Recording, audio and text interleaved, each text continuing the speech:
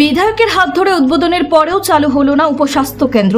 জানা গেছে গত 2022 সালে 17 জুলাই সূর্যমণিনগর বিধানসভার অন্তর্গত রানীর খামার ঝরঝরিয়া জেবি স্কুল সংলগ্ন রাজ্য সড়কের উদ্যোগে সরকারি অর্থ ব্যয় করে আনুষ্ঠানিকভাবে ঘটা করে একটি নবনির্মিত উপস্বাস্থ্য কেন্দ্রটি এলাকার বিধায়ক রামপ্রসাদ পালের হাত ধরে উদ্বোধন হয়েছিল। তবে আজ এতদিন হয়ে গেল সংশ্লিষ্ট স্বাস্থ্য দপ্তর এখনো পর্যন্ত এই উপস্বাস্থ্য কেন্দ্রটি সাধারণ মানুষের স্বার্থে চালু করতে পারেনি। এলাকার মানুষের বক্তব্য, এই উপস্বাস্থ্য কেন্দ্রটি চালু হলে মানুষের অনেকটাই উপকার হতো। এই উপস্বাস্থ্য কেন্দ্রটি উদ্বোধনের পর যেভাবে তালাবদ্ধ করে রাখা হয়েছে এখনো পর্যন্ত ঠিক সেভাবে তালাবদ্ধ অবস্থায় রয়েছে। এলাকার সাধারণ মানুষের অভিযোগ, তাদের এলাকায় এই উপস্বাস্থ্য কেন্দ্রটি সরকার মানুষের স্বার্থে স্থাপন করেছে, কিন্তু এখনো পর্যন্ত এই উপস্বাস্থ্য কেন্দ্রটি মানুষের কোনো উপকারে আসছে না। তবে এটি এখনো পর্যন্ত চালু না হওয়ার পিছনে এলাকার সাধারণ মানুষ রাজ্যের সংশ্লিষ্ট স্বাস্থ্য দপ্তরকে দায়ী করছে। কেননা স্বাস্থ্য কেন্দ্র তৈরি হয়েছে, এমনকি উদ্বোধনও হয়েছে, কিন্তু স্বাস্থ্য দপ্তর এটিকে চালু করার কোনো প্রয়োজন বলে মনে করছে না। যার ফলে মঙ্গলবার এলাকার সাধারণ মানুষ সাংবাদিকদের ক্যামেরায় মুখোমুখি হয়ে তাদের অভাব অভিযোগের কথা তুলে ধরেন। দেখা গেছে বিগত অনেক দিন ধরে আপনাদের একটা সাব সেন্টার খুলেছে, এটা কতদিন ধরে খুলে বা বন্ধ আছে? এটা তো আজকে অনেক দিন ধরে যাবত এটা বন্ধ আছিল, প্রায় বছর কানে করব এটা বন্ধ আছিল। তো কোন তো আর লোক টুক আয় না, এটা খুলতো আর দেখি না আর কি।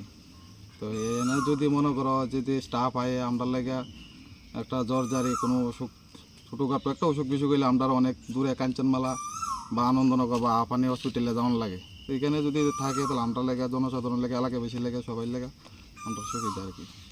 এই তো আমরা তো গাড়ির একটু সমস্যা, এই তো গাড়িও তো এরকম পট করে মানে ইমার্জেন্সি কোনো গাড়ি পাওয়া যায় না, তারপরে গাড়ির লাইনও খারাপ বা অনেকক্ষণ সময় লাগে যাইতে। এখান থেকে যেতে গেলে কত কিলোমিটার দূরে যেতে হয়? প্রায় ন্যূনতম তো 4-5 কিলোমিটার। এরকম হয়েছে কোনো সময় এরকম এখান থেকে রেস কোনো রোগ নিয়ে যেতে অসুবিধা হয়েছে?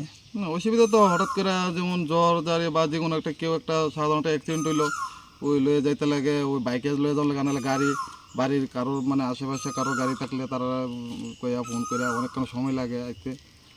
ভাড়া কত দিতে লাগে?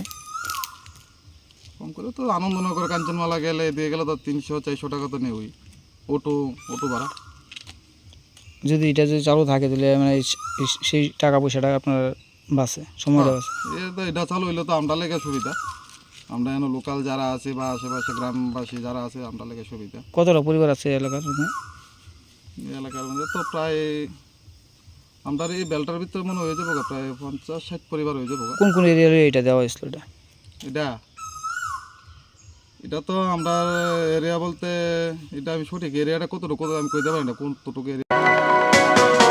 আপনি কি খুঁজছেন বিশুদ্ধ পানীয় জল? তাহলে আজই বেছে নিতে হবে অত্যাধুনিক প্রযুক্তি ও পরীক্ষা নিরীক্ষার মাধ্যমে প্রস্তুতকারী পানীয় জল একমি। বিশুদ্ধ জলে সুস্থ জীবনের মূল চাকাঠি।